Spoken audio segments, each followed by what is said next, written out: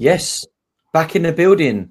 Quinny and Stish here with another episode of the end product, and we are well and truly into the thick of things with the Euros on. So we got lots to talk about today, Quinny. We got rivals, we got Euros, we got strategies, and of course we've got a bit of end product. Hopefully, any end product to report to kick us off, Quinny? Anything happening on your end? Sadly not. It's been one failure from another for me this weekend. Starting off with the Scotland game, obviously, and then being behind the pack right from the minute go. It's been playing catch up for me, mate. So no, and even with the SO5 stuff, the Euro Special Weekly and everything else, it's been a pretty non-event of a game week for me. Yeah, I've been struggling. I think since the end of the sort of regular season for a lot of teams. I've been finding like friendly season a little bit easier on now we're into the finals games. I think like the sort of starting lineups are a little bit easier to predict. But yeah, I've had so many DMPs. I mean, I've had a brutal one this week in one of my Euros lineups with Grimaldo not getting any minutes at all. I thought he might start. I thought he might squeeze his way into the lineup, but that was a bit of a disappointment. So I'm not expecting too much from this game week. I think I've done really well actually in Cap 240 rare. I'm like 6th in that. So I managed to scrape another threshold and I'll get a card out of that. I still managed to pick the worst possible captain though. And that's been a little bit the theme, I think, for me the last few weeks. So yeah, in terms of actual end product, a couple of rewards, nothing to write home about though. And did actually manage to scrape one out of the Rivals box. I think it's the first win I've had out of a Rivals box. I had a limited card. It's a young goalkeeper, Fenerbahce youngster. He's 18 years old, Furkan Akiuz, and I looked him up. I think he played the last game of the season. He got a game for Fenerbahce, so he must be half decent. Might be one to hold, just a limited. You know, if I wanted to sell him, he's worth about £1 right now, so probably better to just hold on to him and see what comes of his career, come what may. Lots of chat coming through already, Quinny, I can see. I want to send a shout out already to WP Gaming, who is bigging me up for the end product intro theme. So yeah, I'm glad you like it. Cheers for that. I'll take any compliments on the music.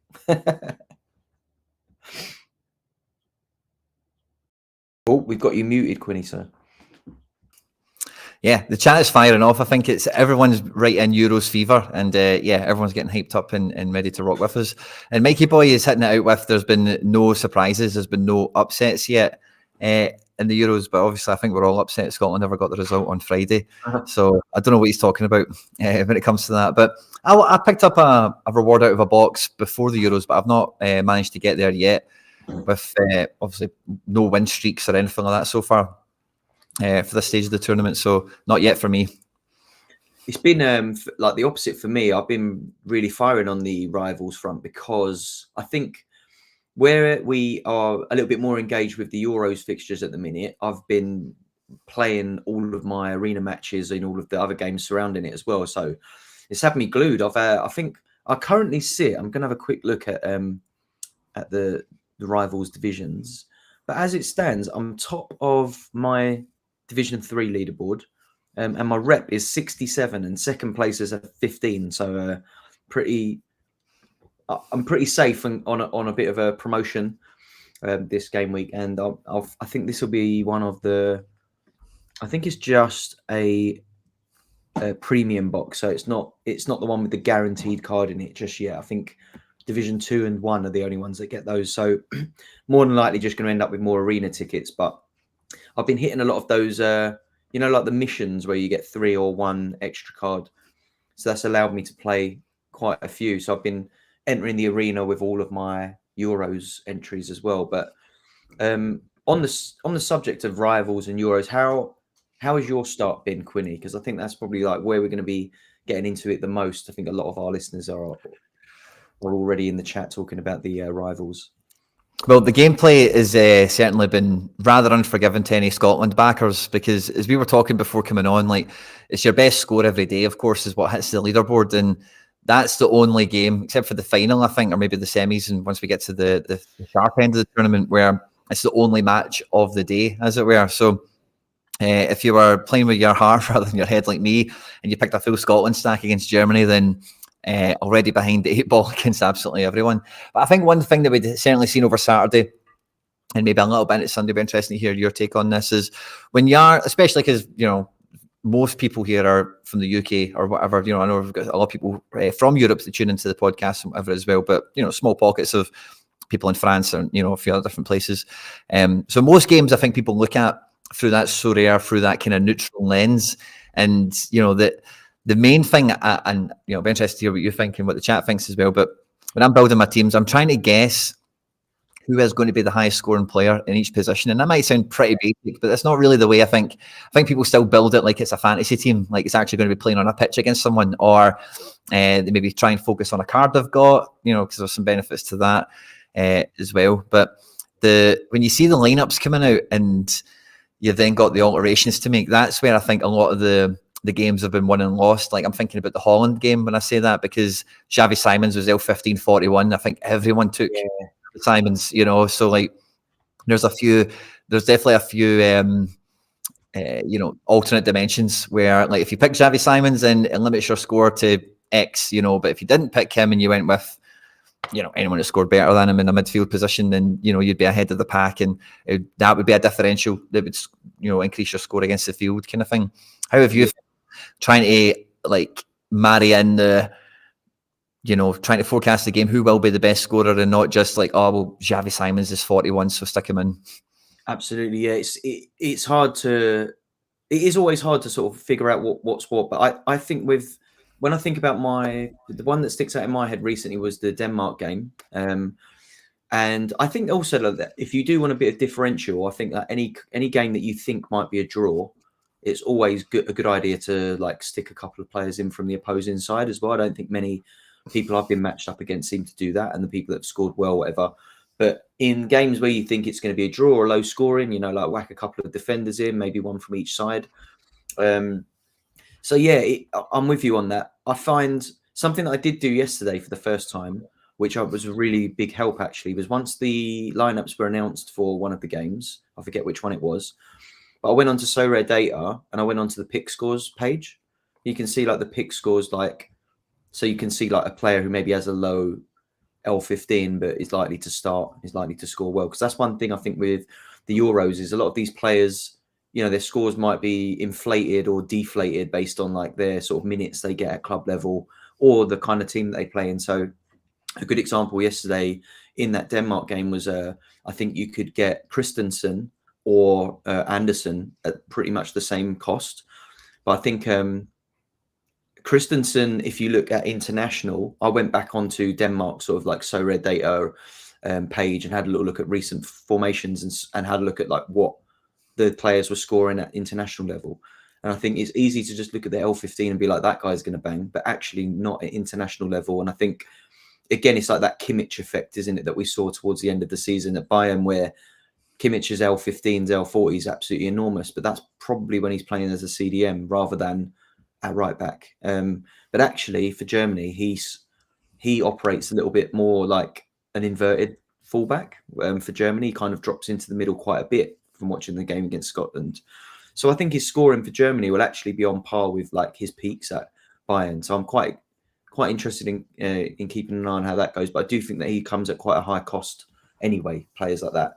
The issue I had with Germany was how many, and this has happened a couple of times as well, hasn't it? Where Germany actually started off with no forward card available in their starting lineup. So they had like 5 midfield cards to choose from. I think it was like Wirtz, Musiala, obviously Kimmich, Havertz, Gundogan. Yeah, it was it was slim picking. So I think that there would have been quite a lot of differential in that Germany, because there's quite a lot to pick from there, isn't there? Depending on how you like to play the game, you might go Wirtz and hope for a bit more like decisive. Musiala is always a good bet because of the dribbles that he makes. He gets a lot of like duels won. But then you've got like your AA monsters, like Gundogan is like just, he's a great player for AA. Kroos as well. Like You know, Cruz is an AA monster. He's amount of passes he plays in a game. So it was like, you do have to be careful. And I think in that Germany game, I used a sub. Don't know if you did at all, if anyone's been using subs, but my game plan in that one with that situation was I put in, I can't remember who I had up the front, but I think I had the Shea Adams maybe starting up front. And then I swapped him out straight away for, I went with Sané. But obviously there was a better, they had a goal scoring, a goal scorer opposite. I think Fulkrug might have been an option from the bench. He would have been the optimum pick. But yeah, it's just been really interesting. I've been so engaged with Euros during the rivals during the Euros. I don't know about you, but I feel like there's a lot of people in the chat. There's a lot of input. The chat's firing today, so I think all of us that play Sorare seem to be really enjoying the rivals. And it sounds like you've got a few in the chat that are flying high in the Titan Army mini leagues as well, Quinny. So you may have someone in the chat today who's going to be joining you to a game next season. Yeah, it should be good. And yeah, I think we had TLC there up in 45th or something. So, and there's a lot of you guys telling me you've won. And that's the great thing about this is like, if you even have, I've not had one yet, but even if you have like a good day, you're the top goal scorer of the day on your league. There's a lot of extra boxes that have been getting dropped out for that, which is all good. But I do think like overall, I'm just kind of casting my eye across the results. So Saturday, every game was over 2.5 goals. We had Switzerland beating Hungary 3-1. We had Spain winning 3-0 on Croatia. And we had Italy 2, Albania 1. That's probably the only game I didn't catch anything for. And then on Sunday, a wee bit more low scoring. The Dutch obviously winning 2-1. Slovenia and Denmark 1 apiece. And England only beating Serbia by 1-0. So that does make a lot of this stuff a bit harder, because if there's not that many decisives to go around, then, you know, there's less potential successful options as well. And, you know, one of the horrible decisions I had, like you said to me, maybe if you think the game's going to be a draw, maybe try and play both teams in the match or whatever. For Switzerland, Austria, I'd kind of Switzerland, Hungary, I beg your pardon. I'd set up with like a Swiss team with Kerkez on a 41. Is like, if I kind of thought, if Hungary did something, even kept a clean sheet or something, he did on half no bad. But when the team sheet came out, again, on top of what you've said there, like who do they play for, style of play, all that kind of stuff. Like the boy that plays for Bologna, Aberischer, I was so close to sliding him in over Kerkez because his L15 was like 33 or something like tiny. And sadly, I never. And then when he gets the assist, or did he score he got 2 decisives anyway, he ran the show. And I was absolutely kicking myself. And that then pushed me into the second game. I picked Christensen over Anderson and over Ba. I was like, another Bologna player. I'm like, that's a sign. Like, just get the Bologna guys in, because I regretted not doing it with Aberischer before. So I'll take Christensen. And that allowed me to play Højbjerg and Eriksson. I don't think I actually won did I win Denmark? No, I didn't. I think I must have lost out by a point or something. We had very similar teams, or maybe the guy used a sub. I've not used any subs yet. I think the Germany one, but like Bill Star says, was like the OP meta move. If you are like on point watching the game and ready to execute when it was there, kind of thing. It definitely helps watching the game live, doesn't it? Because if you are watching it live and you can see the player getting ready to come on, if you've got a player having an absolute stinker in your team, you can just make that sub straight away. Especially if they've like hit anything below 25, you can see that player ready to come on is going to put you straight into 25, and then you can hopefully kick on from there. But the only thing you do have to worry about with substitutions is like your bonus down the bottom, like your tactic. So if you've got something like Gegen pressing or Gegen I don't know how to pronounce that, by the way. How do you pronounce that? Is it Gegen pressing, Gegen pressing? I'd say Gegen. Just Gegen pressing. Well, yeah. Anyway, if you bear that in mind, that you making a substitution, you're also losing any of the duels won or lost by that player. So if you do sub out a player, you can also end up losing yourself like 10 points or something when you lose their duels. If they're like positive in duels, in their net duels rather. So yeah, there's loads to think about, isn't there? And you made a good point there. About like your best score of the day is the one that goes towards your overall leaderboard score, and I didn't even know that until today. So there's actually things. I don't know how many players watching this are probably more aware of that as well. But yeah, that was a really interesting point, and I think that means that coming towards the end of the tournament, that's when people's scores are really going to start spreading out a little bit more. It only takes you missing one game or something like that, and you could be banging trouble. So I've been sort of pre-selecting my lineups at the beginning of the day, just so that they're in, so that the notifications pop up when the lineups come in. Because if you don't do that, you're going to miss out on that notification, and you might essentially miss getting your lineup in without any errors. And I guess if it's a lot of people that are playing a little bit more casually, I definitely think that's been a decent tip for me. Is like, then you get that little ping on your phone when as soon as the lineups are kind of like live on Sorare, you can go in and make the edits that you need. But yeah, been doing okay so far. I think we got 3 fixtures today. First game is Romania, Ukraine, isn't it? I think I'm probably going to lean towards a Ukraine lineup there. What about yourself? Yeah, I think we were thinking about that last week, that we'll be able to catch a wee bit of a preview perhaps of that. The lineup should be out at point of recording in the next kind of 10-15 minutes or so. And yeah, like I think there's some, this is maybe one of the easier games to line up. Maybe Belgium, Slovakia later on might be in that same kind of vein. But like, who did Holland play again? Because that game was like, again, we mentioned Javi Simons, but I think everyone went full Dutch on that game, and it ended up being maybe not quite the optimal. I think it will be full Ukraines and full Belgiums and whatever. But like you said, there's a maximum. They said this in the rules, and I wasn't too sure how often it would come up, but for the rivals thing, you've got a maximum of 3 games per day, obviously, that you can play, and it's the best score that goes. So today we do have 3 games, and tomorrow we only have 2. So if you have been playing the numbers, as it were, like maybe you'll take a chance on a game you don't know as much, and maybe try and swing for a peak score, and in the game maybe you've got some cards in, or you're a bit closer to, you kind of have, a predetermined, I'm going to play the game kind of like this, and you maybe need to watch out tomorrow, because there's only the 2 matches to finish off match day 1. Before then we've got the deadline show on Wednesday, and match day 2 is like the, we were saying this before coming on, but if you have a look at the way the fixture list is all broken out, match day 2 is the only match day where there's 3 games every game day, as it were. So in match day 1 there, we're finishing with 2 games, Portugal and whoever, and we started with 1 game with the opener. And then the final match day 3, it's all the group stages. So like one day it's Group A, all 4 teams play at the same time and decide who goes through in the group. And then the next day it's just the next group, so on and so forth.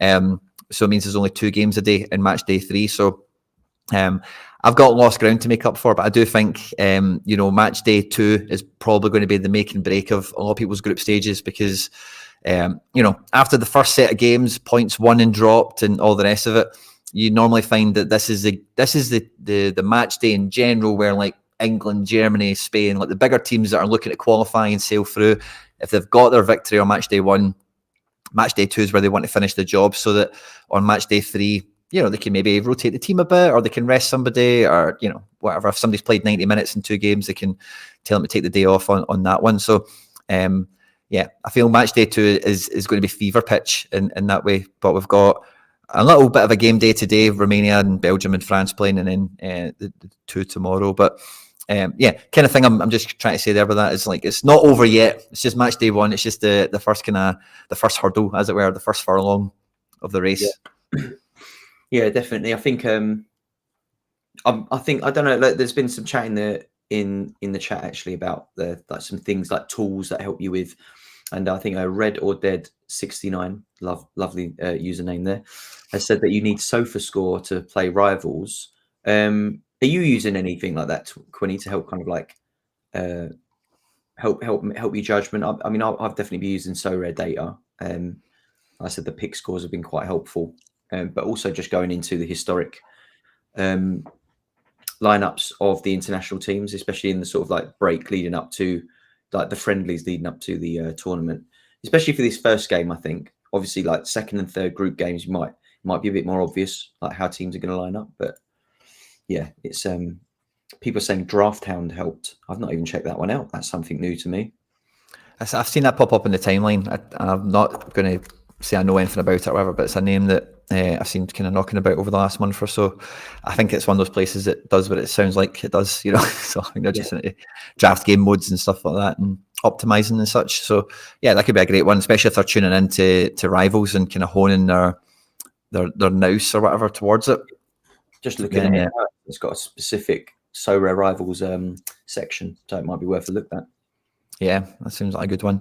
I've not been using SofaScore or anything. I do just go to Sorare Data as long as I can. Even on the mobile, like if you go into the web app, as it were, soraredata.com rather than the actual application on your phone, you can, filter by, Bellingham's appearances for England or, whatever. You can look at the formation history. Maybe not quite as easy as you can on SofaScore, like just go to like England, Scotland or whatever and just look at the last formations. Like on the phone, it's maybe a wee bit easier on SofaScore or whatever, but I feel like as soon as the team has came out, the first thing I'm doing is going into rivals and looking at who I had, what everyone's L15 is, and trying to take a second kind of pass on it at that point. Because I do feel that like it's kind of good, like it is with like your Sorare game week. As soon as you have a wee look at it, you think, right, okay, I'll just pick some teams and what's the cap and what tactics, and you maybe get an early kind of indication of what you're thinking about with the match.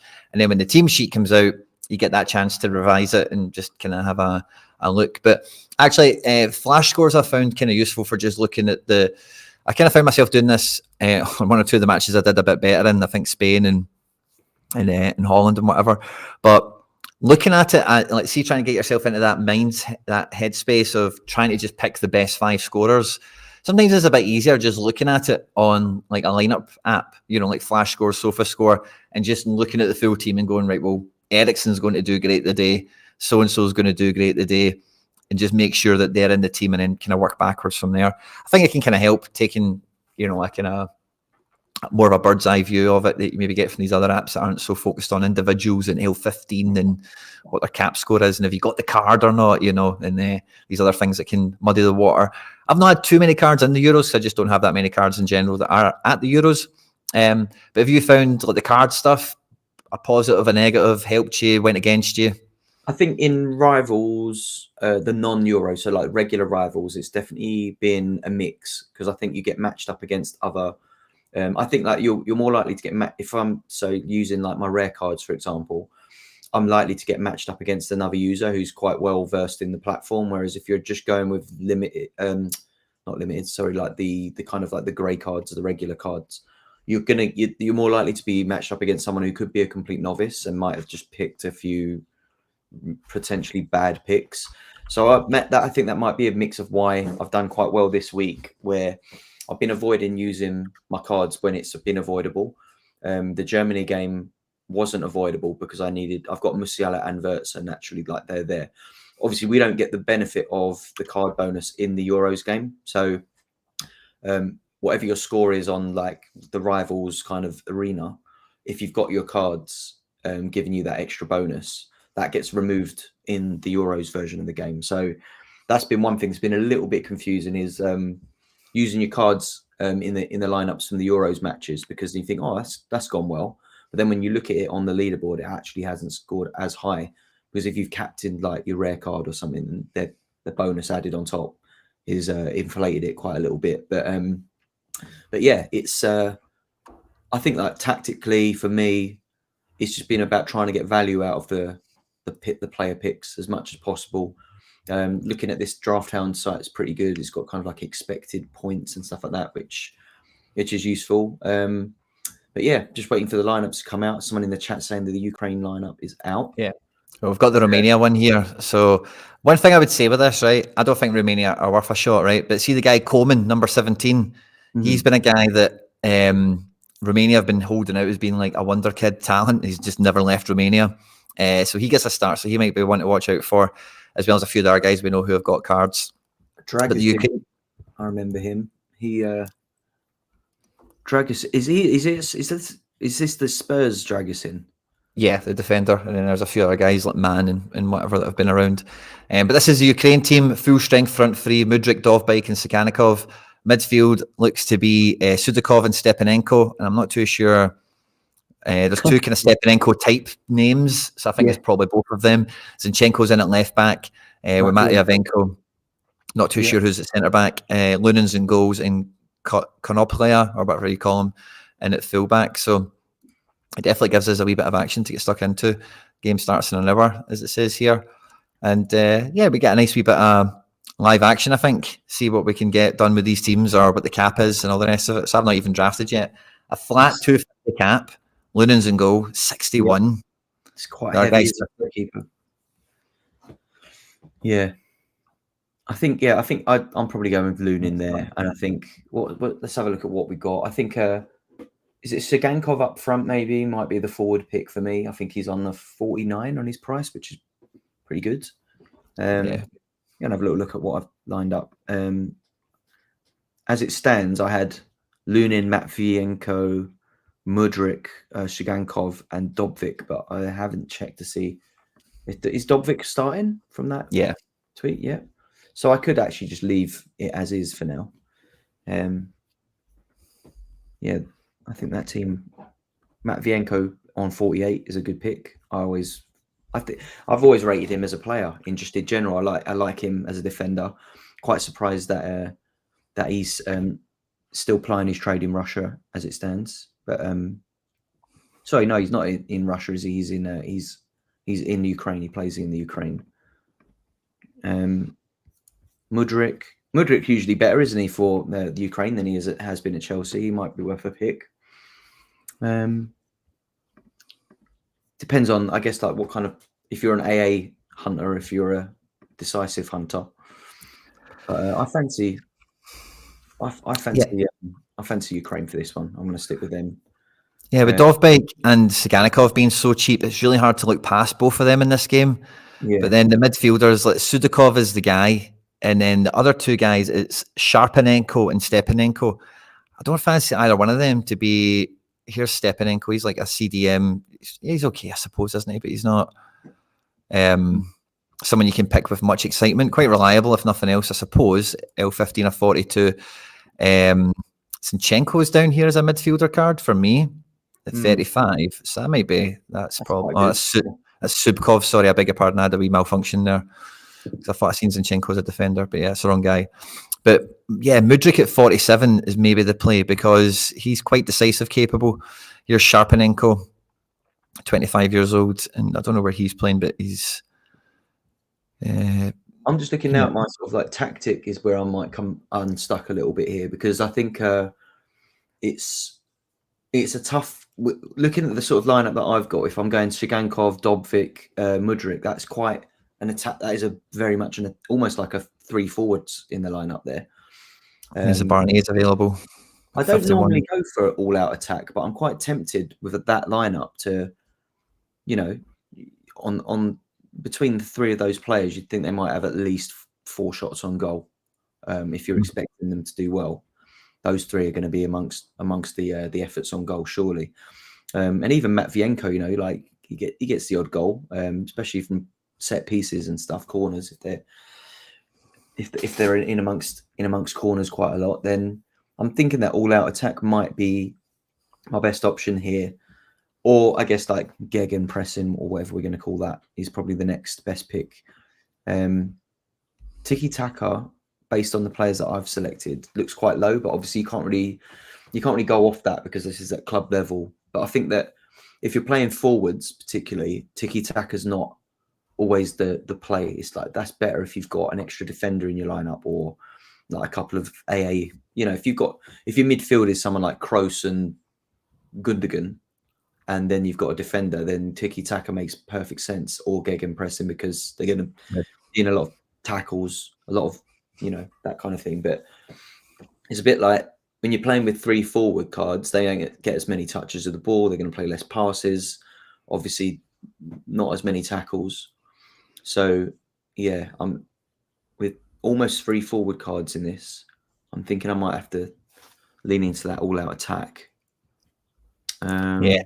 I think all-out attack, Joga Benito are the 2 most exciting ones. And the thing that's most exciting about these is they're quite low volume. So, like, in a good game, like maybe somebody like Mudryk could get 4 of them by himself. Whereas, like, the converse, the safer way of going with that is Jules one, because it's kind of the same thing. But to get from first to second, you need an increase of 6 actions, which, isn't just going to happen at the snap of a finger. It's something that takes time. I was actually just looking to see like substitutions and stuff like that in terms of who gets 90 minutes quite often. But I think this is a game like Ukraine will be going all out in to get 3 points because, this should be the easiest game for them in the group, you'd think, in theory, on paper. Yeah. When the rest of the group is Slovakia. Well, maybe Slovakia. Yeah, I think Slovakia should be better than Romania and also Belgium. So, yeah, there's definitely a wee paradigm here. Shots on goal I like as well because it probably brings Dovbyk into it a bit more. because he could get 2 or 3 shots by himself, and then if the other guys can just get 1 each or something from a corner and from open play and whatever else, then getting 5 shots isn't out the question.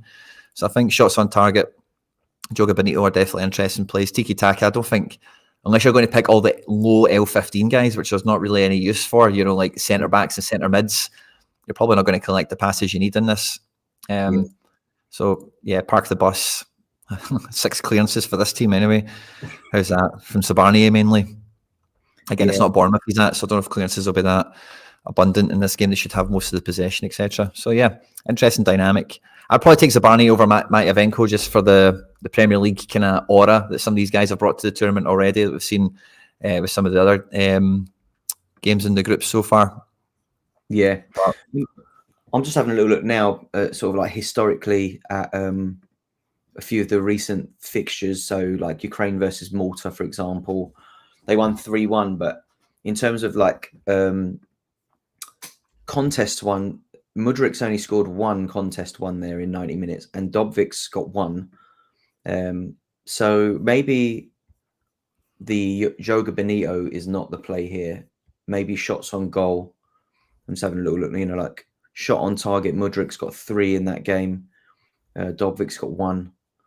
So there's 4, and then if you've got Matvienko's got none. But I'm just looking back sort of historically just to see how many shots on goal do these players actually have? How many contests do they win? They're all attacking actions, those, aren't they? So you're more likely to score those with attackers than. So yeah, Tsigankov like 2 there. Dobvik's got none. Mudrik's got 3. Yeah, I'm leaning towards shots on target with this lineup at the minute. Shoot on sight for that front 3. You can see Mudrik just firing it all the time. It doesn't even need to be a good shot; it just needs to be on target. So you're not asking them to be scoring goals. And Dovbyk, as we know, is So I'm probably going to go with that as well. Maybe I'll be an easier one, but hey, if Romania win, then everyone's in the mud. Exactly. Or something like that. So it's we do think it's all going to be Ukraine, and I'm pretty sure it will be, but just a little bit of balance to put into it there is like it might not go that way. It could be a draw even, and again, a lot of these tactics will then kind of fall down by the wayside, and that's why we need maybe 3 shots to go against it on the match day. But yeah, nice wee one for us to have on the podcast there. We see some lineups. We've got a wee team built. Have we got the same team? You went with Matyavenko, didn't you? Yeah. So I'm going to captain. Let me have a little look. So I can share my screen actually. Let me just do this. Let me just do this. There we go. So I've gone with Lunin, Matvienko, Mudrik, Tsigankov, and Dobik. But I may change Matvienko. I'll have a look and see what the options are if I can afford anyone else there, because I've got 4 to play with. But I think my options in terms of starting lineup, I think he's probably my favourite actually out of what I can afford there. I don't really want to switch out any of the other players. So even though I'm not going to get the benefit of him being a rare card, I think that I'm going to go with this. So Tsigankov, captain, Dovbyk, Matvienko, Mudrik, and Lunin. I reckon a lot of people have a similar lineup to this. And I've gone with all-out attack as the... hopefully we get an exciting game, lots of shots on goal. And I'm going to play in the arena as well. See if we can up this. Let's see how we got 3 fixtures today, so it's a potential 9 more rep score. So I'll be pushing towards that 80 rep. I think we got a couple of fixtures in the morning overnight, have we? So there's potential to nick a couple more rep points before the game week closes. Because we got tomorrow. This is really funny, right? Because I'm just looking at this. If you are wanting to kind of go Ukraine, like I think both the teams we've picked are quite average. I think everyone will be picking very similar. So I was just having a look, like, how do you get Zinchenko into this team? How do you get Sudakov into this team? And I don't think, certainly I've tried both of them here. I don't think it's really possible to get both of them, but I do think Zinchenko could be the highest scoring defender very easily. And I think Sudakov could be, I think it's 50-50 between him and Mudrik, but could be a bit easier to be a higher scored midfielder, with just AAL capture as well as any decisive potential. So It does feel like your decisions are quite limited in this one for who you can actually take. Yeah. So it's like we're all kind of in the same boat, and it's just make sure you don't, it's going to be very fine margins is kind of what I'm saying, Going to have a little look at the Romanian team just in their sort of qualifying games just to see who their kind of danger men are. I can't say that I know a lot about the Romanian national team at all these days. So top SO5 average is Banku, who also has a good AA average of 24. And having a look, he plays as a left back. Scores quite high as in attack as well. So if they are going to be the surprise package in this game, he looks like the player to back. At a fullback, in a fullback position. Let's have a look at their formations recently. So they beat Switzerland in the last qualifying game. So they're no mugs because Switzerland looked pretty good, didn't they? If you watch that game, they looked pretty solid in their opening game. So, they beat them and drew with them in the qualifiers. And, it looks like they were pretty solid in qualifying as well. It looks like they went unbeaten in qualifying. I'm just looking at their fixtures recently played. But yeah, they no losses in those fixtures that I can see.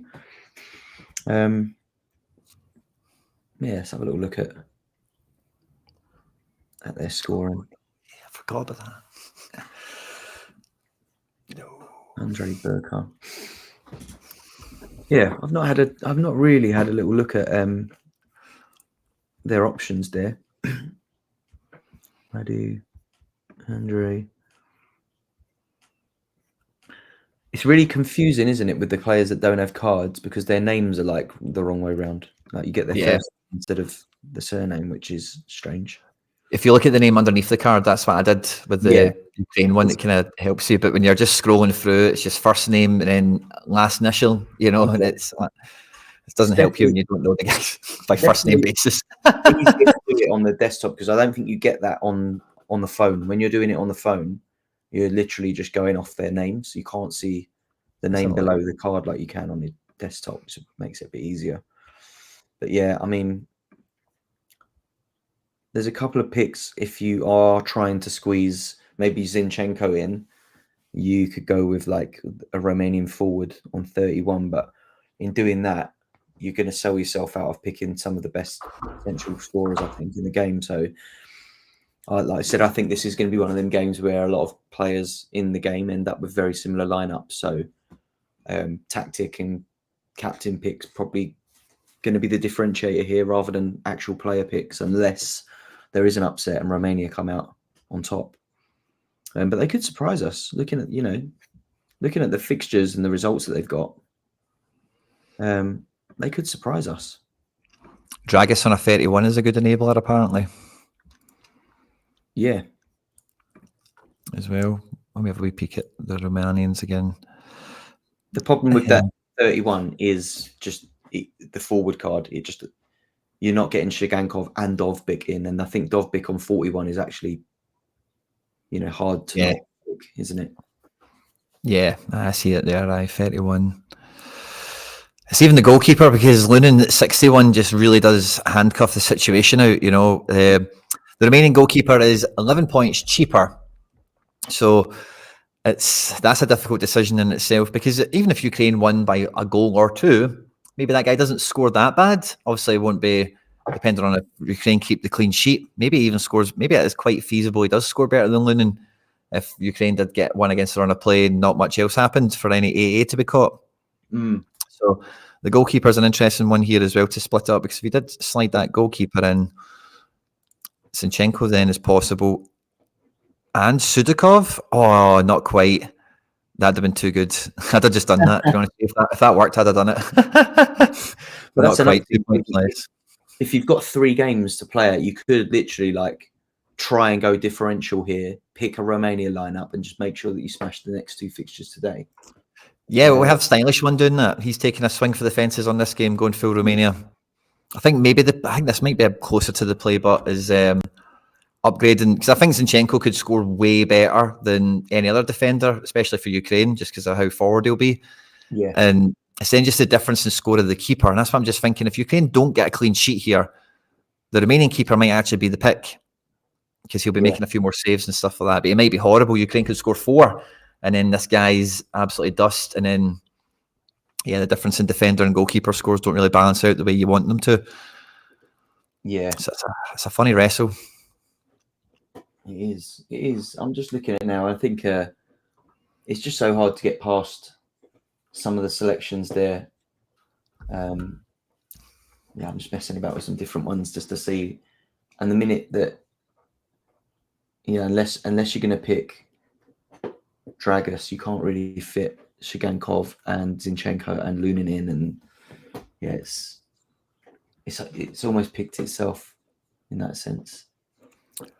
And looking through Romania's kind of qualifying history, very low scoring team, very low scoring matches. Now, a lot of the teams I've been playing against have been rather mince, with all due respect to Andorra, Belarus, Kosovo,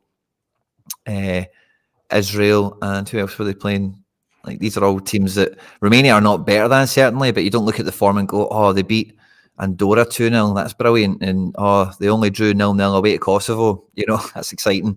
Yeah. They're just about getting by against like the bottom ranked teams in Europe. So, Ukraine haven't been that prolific goal scoring. I'm maybe talking myself into this goalkeeper play, by the way.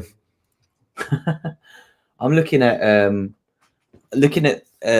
Romania's like all around averages, and I was saying I've mentioned Banku there, but if you wanted to put him in your team, you're looking at a score of 63 on his price, and it's like, that if you want to put Lunin in goal, you can't really put Banku in as well. It's difficult. I'm trying to look at what the optimum Romania pick would actually be. Even if you went all out Romania, be goalkeeper, Banku. The next one is Burka, probably, who is going to put you. Oh, he's a defender card as well. So you got Burka and Banku. Where's Banku now? 63. You can't even really afford the optimal. What's the word? Optimal kind of like lineup for Romania. It doesn't really work. So have a look. Goal scorers. Alibek. He is not playing. Dragus. I'm sure I used to have Dragus's card when he played. I'm sure I had him. He was playing in the Belgian league and then he moved. He wasn't an awful scorer.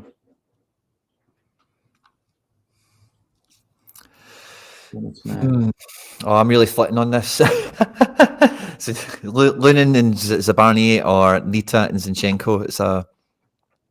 If I could get Sudakov in, I would just do it. And I think everyone's quite right. Like, this could be like a low scoring game. It might not be a demolition job by the Ukrainians. So it's definitely like, it feels like Dovbyk and Siganikov are almost unpickable. Like, if you're even going for a hybrid approach, just because of how cheap they are, and if anyone's going to get goals and assists and stuff like that, you fancy those two to be linking up if nobody else. Yeah, I'm probably going to stick with the Ukraine stack, but go Lunin and Zabarny. Because looking at the Romania team again, like, I know that, like you said, they maybe qualified well or whatever, but they've not had. I think the best team in their group was Switzerland. Yeah, and the Swiss looked good the other day, but it's hard to get past, isn't it? Let's look at the qualifications again. 2 seconds. It was Switzerland were the biggest team in that group. And so the group was Switzerland, Romania, Israel, Belarus, Kosovo, Andorra. That was the group. Romania did finish top, undefeated, I might add. 16 goals, 5 conceded. 5 points ahead of the Swiss. But like I say, the group, it's not as if it's full of, not that all the groups were, but there's a couple of games there where you would think, 6 games in fact, it should be straightforward enough. Yeah. So I don't know if that over-eggs it a little bit. I know Ukraine had to go the long way around to qualify with a playoff and stuff. Yeah, but I don't think I don't know. Yes, it's going to be a funny one. We're going to learn a lot, and that's why I was saying at the beginning or earlier in the podcast, like match day 2, we're going to have a lot of answers to some questions of how good some teams are, what guys are in, what style of play, and that's what's really important about watching in the group stages as well. It's just kind of seeing like from the first game, well, that team were always kicking it down the left, or that team would never kick it long. They were always passing it, and it always went to this guy in midfield, or this team got all their goals from set pieces or counter attacks or whatever. Because the second match is really the best place to be using that intel, and the third match maybe, but you kind of need to see how everyone's lying and sitting at that point. So this is still a wee bit of discovery, because this is still match day 1 until we get to the end of tomorrow. So yeah, nice wee bit of live end product fashioning or crafting or whatever with us today on it. So yeah, it's been onwards and upwards. I say I'm not holding my breath on winning anything out Euro weeklies and stuff like that. Maybe got quite close in under 23s actually this week. I had Wirtz in that team, I had Santi Rod, and it's not really worked out kind of thing. But it almost does feel like normal SO5 is really on the back burner for a lot of people, unless they're riding high and cooking. Juju's went with Nitan Zinchenko. Good to see. I'm just looking at ahead at the Belgium and Slovakia as well, and most of the cards you want to select for Belgium, if you're going that way in that game, are like over 60 averages. So it's going to be quite difficult to get like the top like optimum lineups out. You just won't be able to afford them. But yeah, I think you're allowed I think the grand total is 320 for that Belgium. So you might actually be all right looking at it now, depending on which way you want to go. You can actually get a pretty decent lineup together looking at that. But yeah, it's going to be an interesting game of fixtures. Looking forward to seeing Belgium, because I feel like for years and years we were talking about Belgium having this like golden generation, and we're coming to the end of that now. They do have some good young players coming through, especially I like De Kuyper, I like Doku, obviously. They've got some good players in that squad, but they'll be an interesting watch today, because I feel like they've been the perennial underachievers in finals tournaments, and yeah, they've still got a chance, I think, in this group to proceed. So there'll be high expectation on them. I think in terms of rivals, there'll be a lot of people picking similar lineups for that game, looking at what you can do actually. So yeah, it's going to be an interesting afternoon, I think. I'm looking at this lineup that I've got at the moment. I feel I've got Wout, Fass and Castagna in there. Might go De Kuyper if he is starting ahead of Castagna. But yeah, it's going to be good, mate. Have you got any fixtures? Are you going to play? I want to ask, how are you going to play the next Scotland fixture, Quinny, in terms of rivals? I think we'll win the next one. I think it was kind of baptism of fire against Germany, and I think like everyone in Scotland, I've seen this to McBride and a few others, but it's just that was just like Celtic in the Champions League. Coming into the game against Real Madrid or whoever, we're not going to beat them. But the closer it gets to kickoff, you convince yourself, oh no, we do have a chance, and believe and back the guys, and we'll do it as good as we can. And then it quickly kind of crumbles around you. But so I think we just kind of got that kind of dose of reality again, that if you did get anything against Germany, it would have been proper talk of the town. And whatever. But Switzerland looked handy. I don't think Hungary looked, much different. They look like, no team's going to be a pushover in our group. But I do think that there's a good bounce back potential here, a good kind of writing on the wall.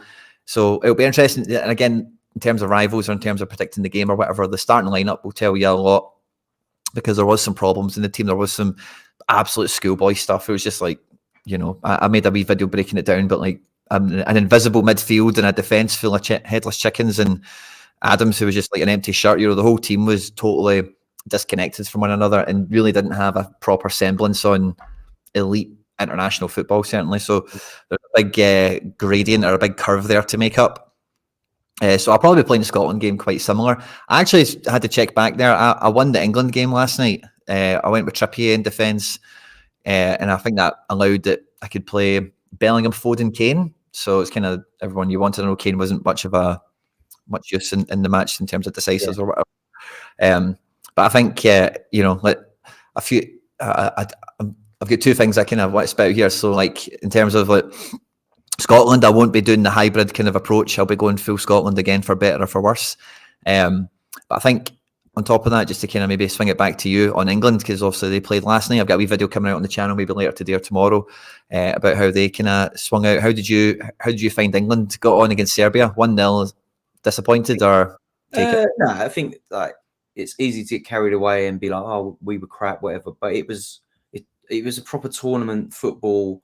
We started well. It was good to get the goal when we did. I think that was needed. Definitely needed that goal before half time, and especially the way that Serbia come out in the second half. They obviously switched their gameplay up quite a bit and took a lot more possession than we allowed them to have in the first half, or at least it felt like that. I haven't looked at the stats, but just going off the way I felt watching it, I think that we struggled. For me, obviously, a lot of people kind of quite what's the words? Quite negative on Foden's performance yesterday, but I feel like Foden struggles in a system where he hasn't got that overlap.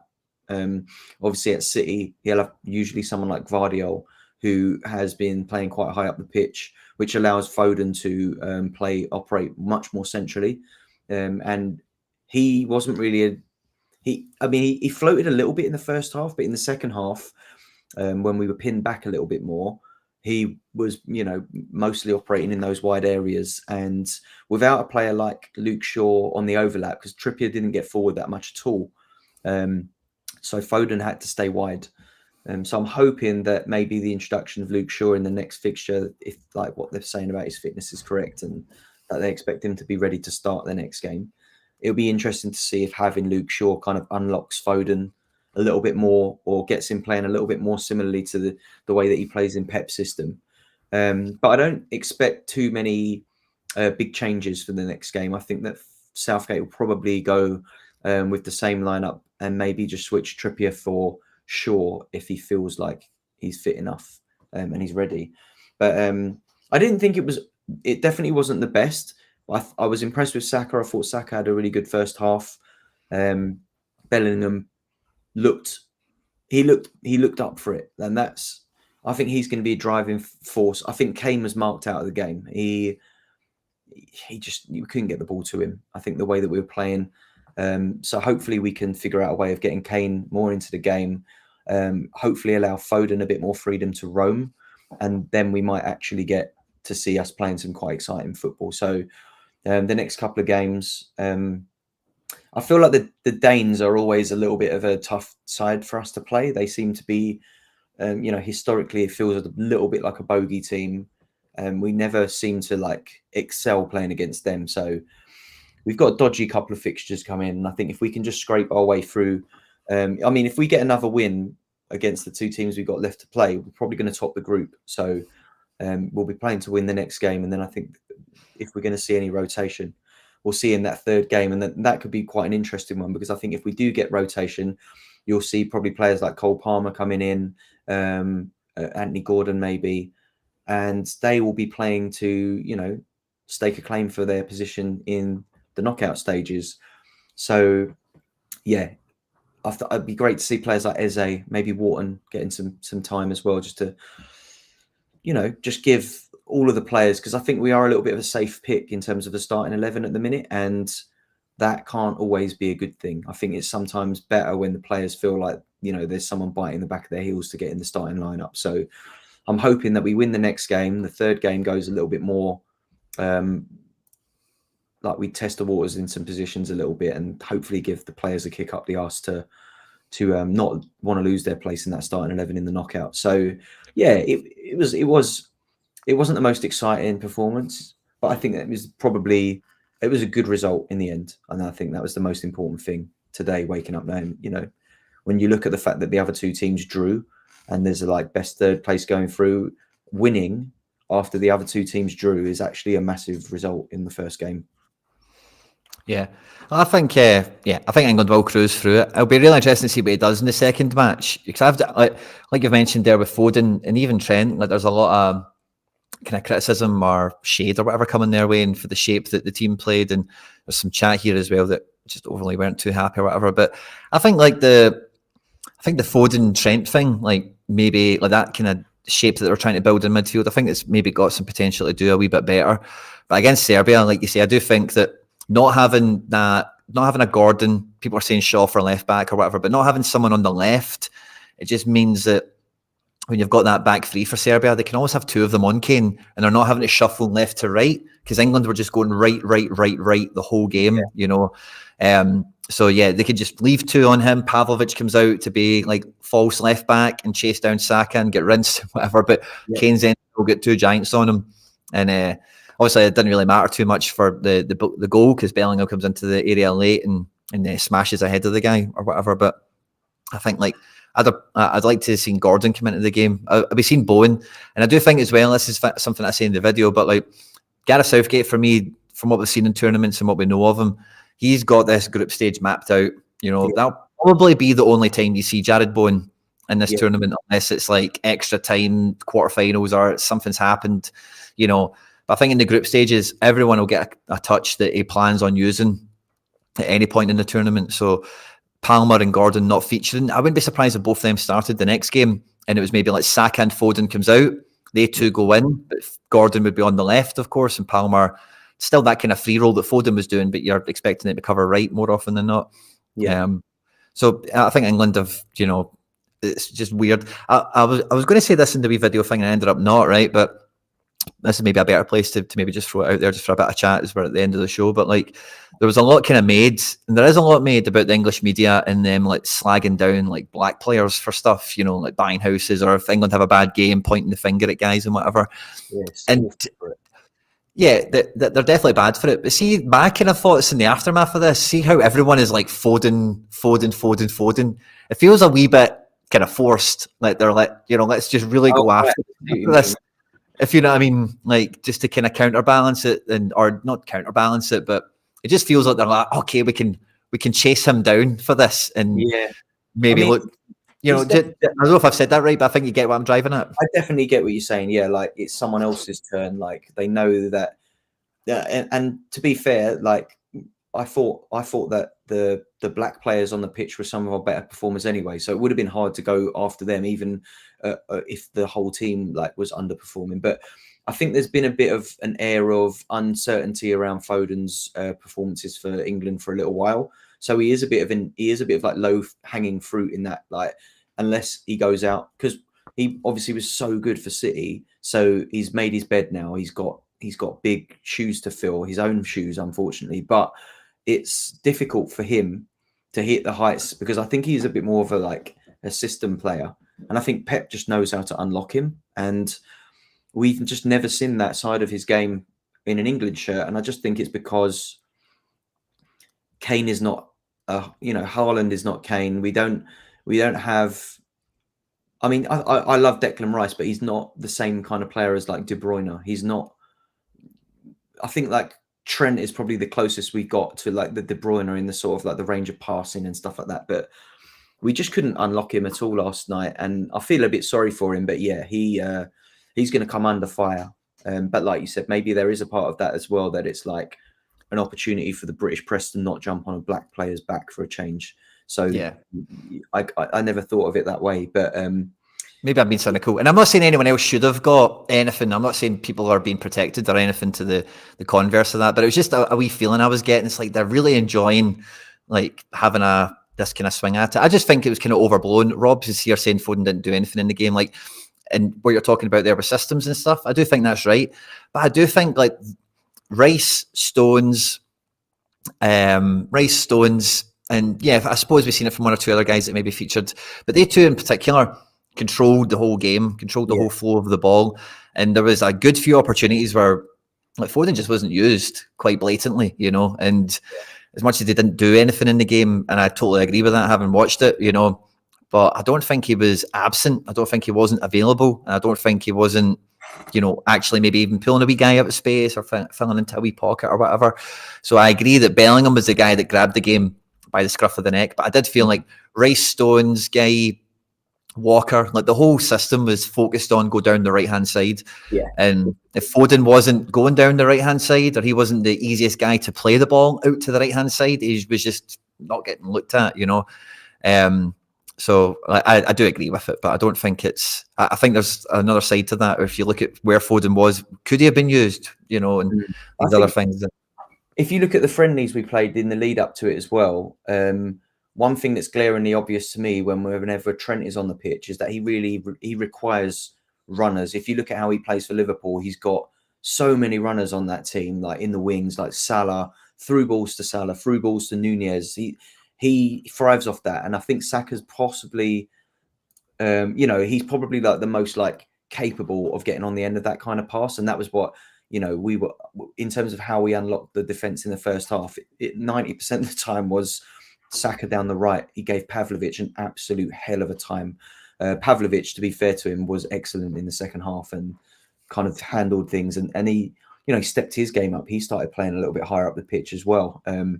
But another thing I wanted to say that I do think a lot of people missed about Foden, and in the last sort of 10 minutes of the game, when it was time to try and calm things down, again, I haven't looked at stats, but my feeling watching the game was I was really impressed with Foden's ability to draw fouls in that last 10 minutes. I need to look at the stats, but I felt like when I was watching it, he was one of the few players that was aware that we needed to slow it down because we were giving away possession too much.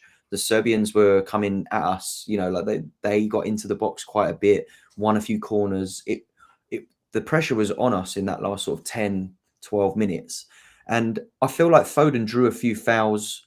He managed to stop the game a little bit. And there were a few players doing the same. And yeah, like people maybe missed that side of his game. And I think the experience side to a lot of players that might just be like trying to prove a point on a sort of personal. I'm sure Phil Foden would have been really frustrated with his own game. He's a good enough player to know that, it wasn't his best game, but he used experience, and instead of being selfish and trying to like create something or play like some killer through ball, he was quite happy to just take a bite on the back of his ankle and have a little sit on the floor for a minute and win a free kick and stop the game for a couple more minutes. And yeah, I felt like when I was watching it, I was quite pleased with the way he kind of ended that game. It was, again, I probably need to look at the stats. I probably had a few beers last night as well, but at the time it was like, slow the game down. And not many of the players were slowing the game down as obviously as he was. Yeah, I seen Foden even coming right back into defence, trying to get the ball off of like Pickford and Stones and whatever, and they just wouldn't give it to him, point blank, And there's a lot of great comments coming in here. I've still got the little tag. I'll just kind of put this on screen for a second, just to kind of finish off what we're kind of chatting about. And like he's got on with the Ukraine-Romania game. But this is kind of the way England had started the game, or the kind of main shape for it. And Bellingham obviously was allowed to kind of go everywhere, which was fine.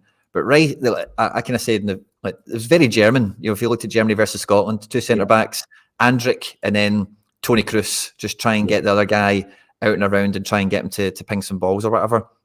And it's just two right hand sides, and it just did feel like everything was go down the right. So there was a few opportunities where like Foden would be in like this kind of space here, and it was just get it down the right hand side, don't play it through the middle. And yeah, like I think that Trent, like Mike says there, I see it in the video as well, like facing his own goal is definitely not what you want, but having Rice in there with Bellingham, it then gave them a kind of nice access to have a bit of Foden on the go and allow Trent to get his. There was a good opportunity where they went to go switching from right to left, and then they stopped, and Trent was over here by himself. You maybe remember it. And it was just a quick kind of reverse switch where they stopped it and then just hit him out here, and he was like right wing.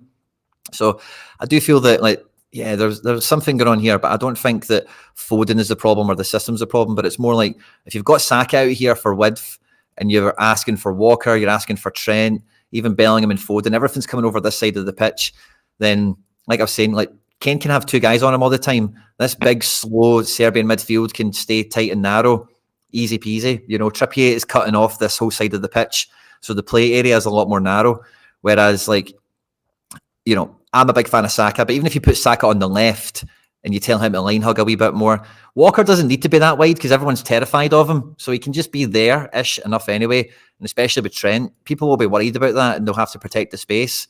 But I think that then gives you more balance for then these guys to roam into little areas together and play some different balls going through and that. So I don't think it's a Foden can't play in the system. I think this system, like having these two guys in the middle and then Trent and Foden around here, isn't usual for England or any of these guys. So to kind of try out what's maybe a plan B or a new plan or whatever against Serbia, I think there was a lot of positives from it. But like, yeah, it's still a work in progress. It's probably the last thing I'll say. There's a video you can go and listen to me ramble about it more. But Strange Love, good to see you on this one, my man. System players are being cruelly exposed in these internationals.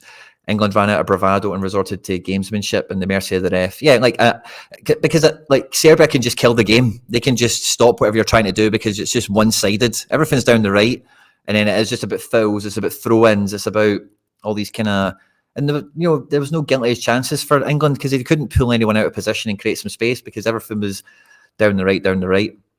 So I don't think that's more Foden, probably the thing to finish on. I don't think that's Foden not being good at non-Pep systems. I just think that this system was just down the right far too often, and he just never really got into it, but for different reasons. Again, check the video out. It'll be out today or tomorrow.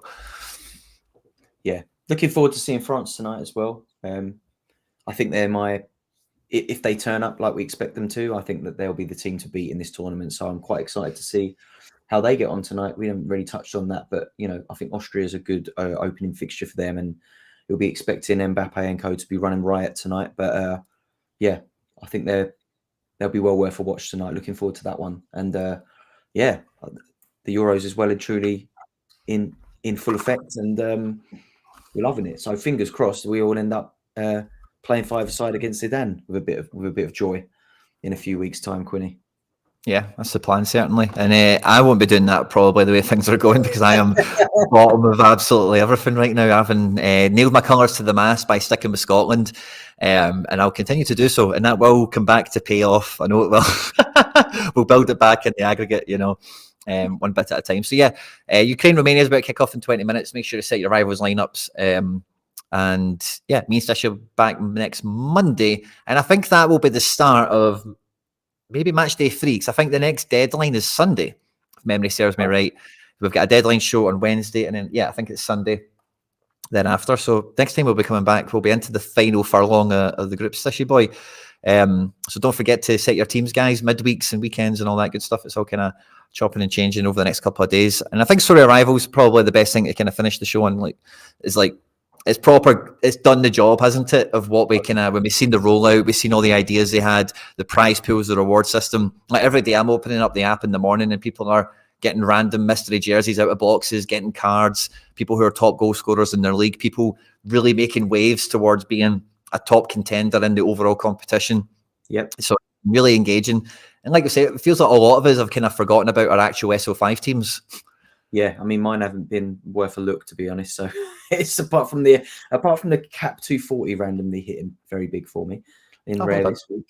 But other than that, yeah, it's been nothing to report really on that end. But I'm going to be really excited to open my rewards from the Euro game week as well and see if we can make do of any of this essence. So yeah, that's another thing that we'll have to talk about on next week's show, no doubt.